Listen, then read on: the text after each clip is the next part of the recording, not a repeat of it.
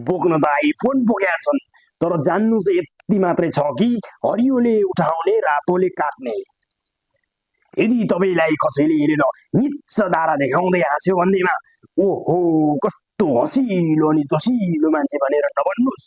के थाहा बिचराले मनभरि हजारौं पीडाहरू लुकाएर राखेको छ कि।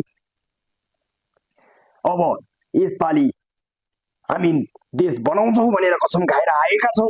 त्यो भएकोले पछिल्ला सरकारहरूलाई नेपाली जनताले 35 देखि 36 वर्षसम्म कुरेका थिए, तर अब आउँदो दिनमा नेपाली जनताले हामीहरूलाई 35 वर्ष त के 35 दिन पनि कुर्नेवाला छैनन्। त्यो भएकोले हामी सम्पूर्ण माननीय सदस्यज्यूहरूलाई म के अनुरोध गर्न चाहन्छु भने अब हामीले गफ हानेर भन्दा पनि देश बनाउनतर्फ हामी लागि पर्नुपर्छ, काम गर्नुपर्ने हुन्छ, अनि मात्र सुखी र समृद्ध नेपाल बन्ने छ।